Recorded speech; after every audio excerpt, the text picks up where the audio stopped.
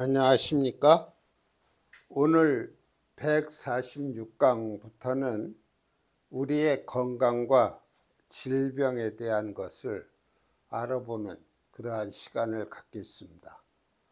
우선 건강과 질병에 대한 개요부터 말씀을 드려본다면, 동서양을 막론하고 우리 인간의 행복의 조건을 얘기할 때 제일 먼저 대두되는 것이 건강이라고 볼 수 있습니다.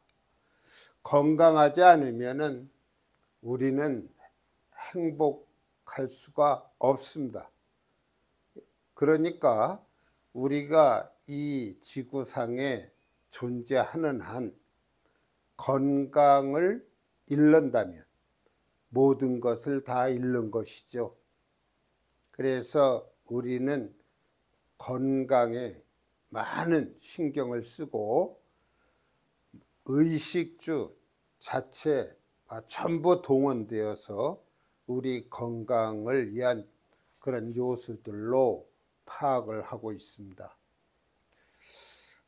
젊은 시절에는 건강에 대해서 좀 등한시하는 경우가 있습니다만, 이 건강이라고 하는 것은 40대, 50대, 60대까지는 건강에 대한 많은 노력을 하셔야 됩니다. 이제 70대가 되고 80대가 되면은 어차피 몸은 노쇠해 가기 때문에 어떠한 예방을 철저하게 하지 않는 한 질병에 접하게 됩니다. 젊은 시절에 건강을 잘 지키는 것이 우리가 행복을 누릴 수 있는 첫 번째 요건이 된다는 얘기죠. 자, 그러면은 건강은 일상생활의 필수 요건이다. 근데 이 건강은 어떠한 면에 영향을 끼치느냐? 우선 건강이 끼치는 영향은 성격의 변화가 달라집니다. 건강하면은요, 대체로 긍정적이고요, 쾌활하고 명랑합니다. 다시 말하면은 인간의 삶이 능동성을 띠고 아주 성격도 밝아지는 것이죠.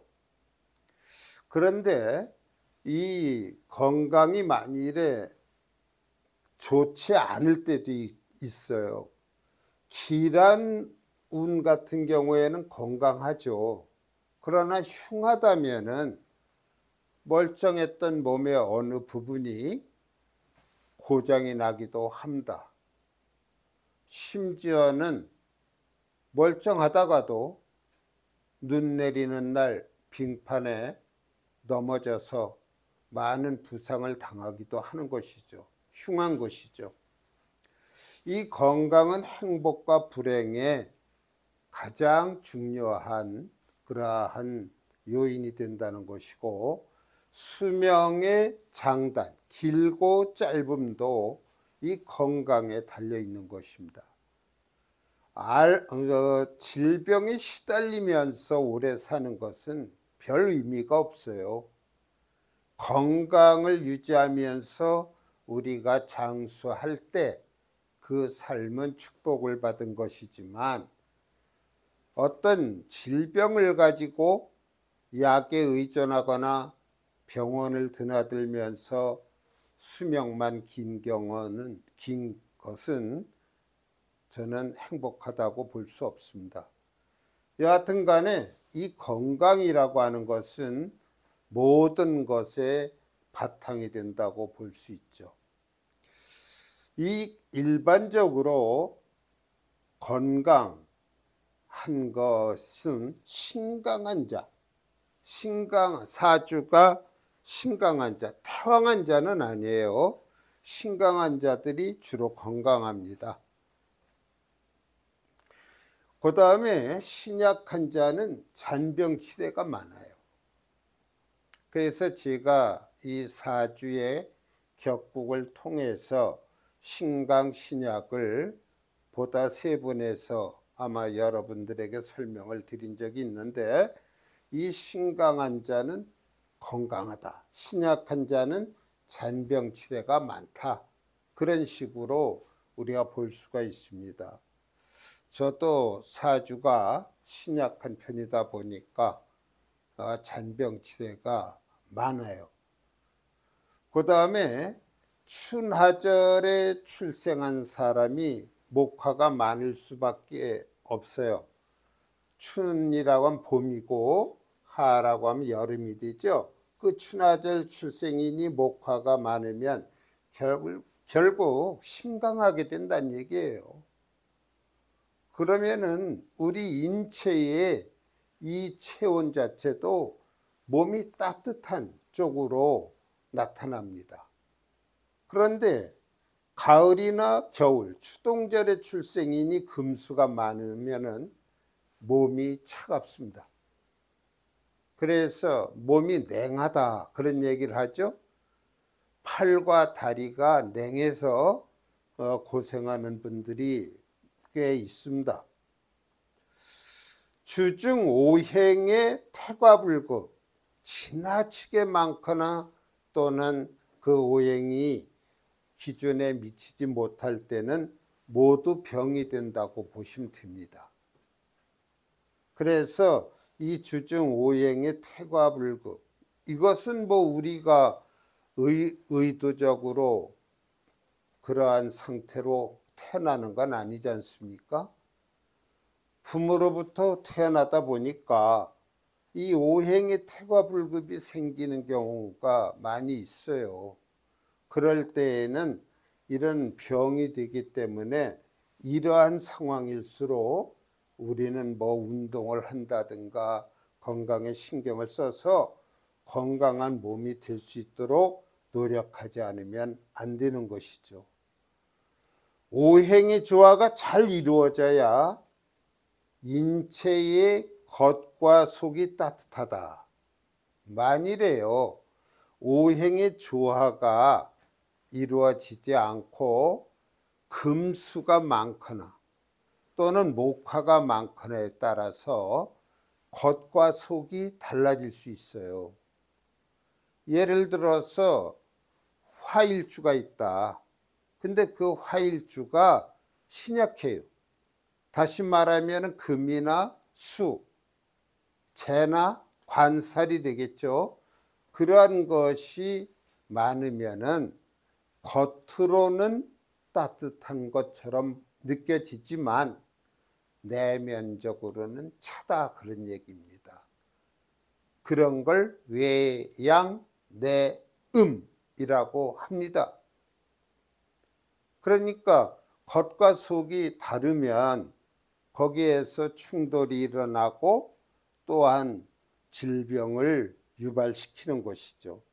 그래서 우리가 태어날 때 오행의 조화가 잘 이루어진 그러한 사주로서 태어났다면 건강은 어느 정도 보장이 된 것입니다.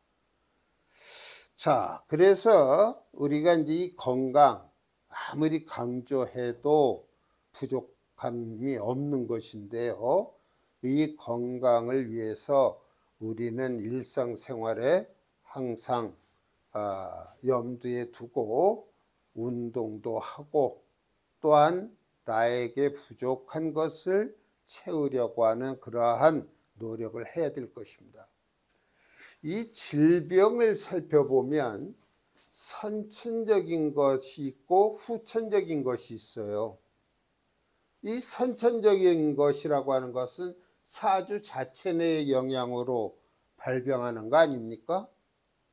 이건 뭐 그러한 사주를 갖고 태어났으니까 어쩔 수 없다라고 체념할 수도 있겠지만, 만일에 운이 잘 받쳐준다면 그렇게 걱정할 필요가 없는 것입니다.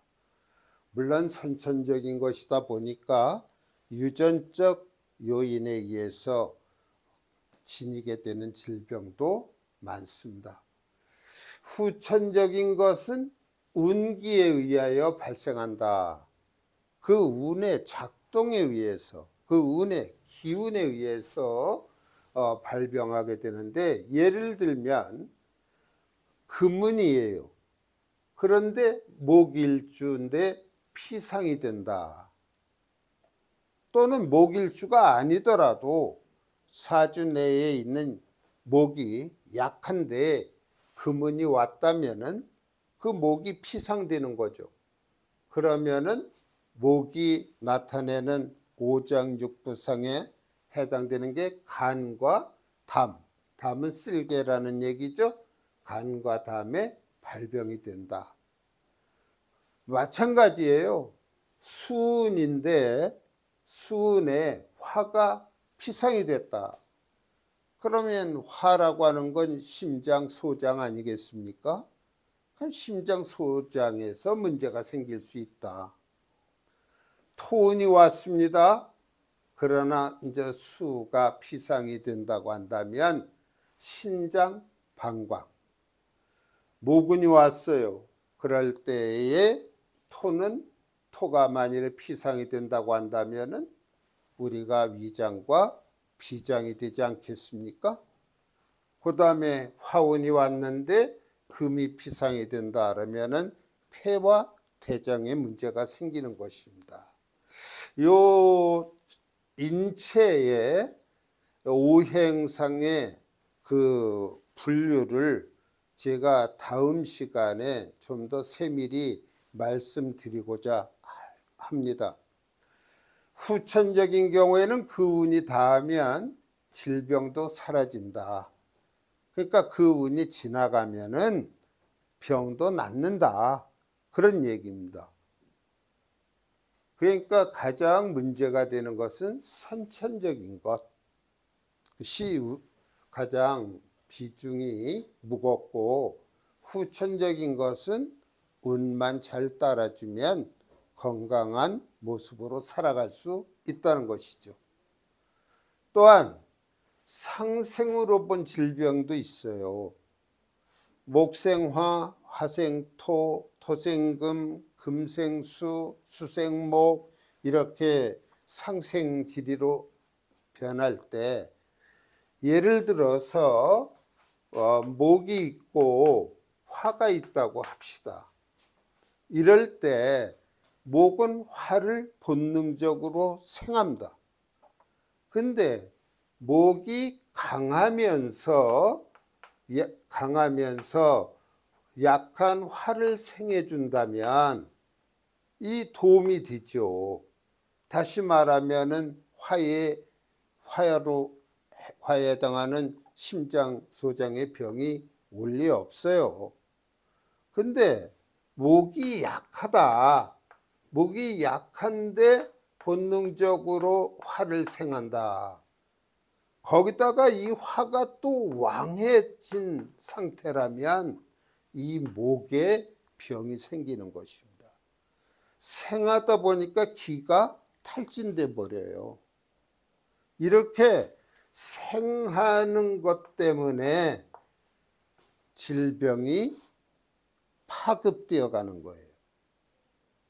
그래서 오행의 균형이 대등하면은 이렇게 상생지리로 가는 것이 뭐가 나쁘겠습니까?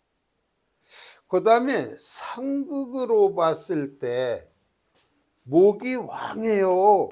이 목이 왕한데 그러지 않아도 약한 토를 갖다가 극을 한다 하면은 이 토에 해당되는 위장이나 비장은 아주 그냥 좋아질 수가 없는 거죠.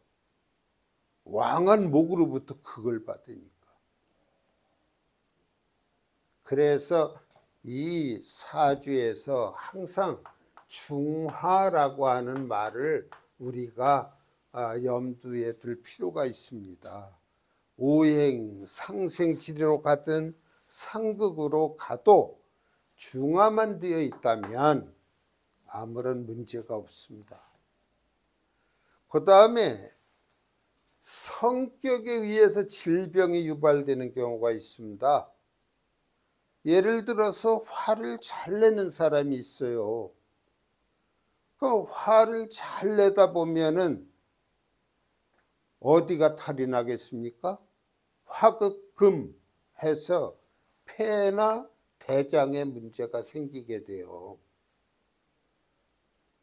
그래서 이 성격에 의해서, 자신의 성격에 의해서도 질병이 생길 수 있기 때문에 우리의 성정은 항상 치우침이 없는 그런 성격을 가져야 될 것입니다. 이 오행별로 인체 소속 범위가 있는데 우리가 일반적으로 흔히 알고 있는 것이 오장육부에 관한 것이에요. 그러나 이 오행은요, 우리 인체의 머리끝에서 발끝까지 다 관장을 하고 있어요.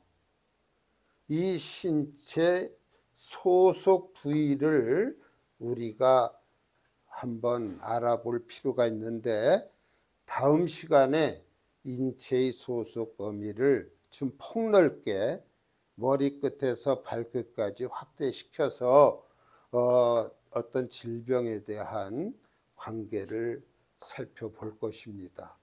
오늘 이 시간은 대략적인 면으로 건강과 질병에 대한 것을 설명드렸습니다. 다음 시간을 기대해 주시기 바랍니다.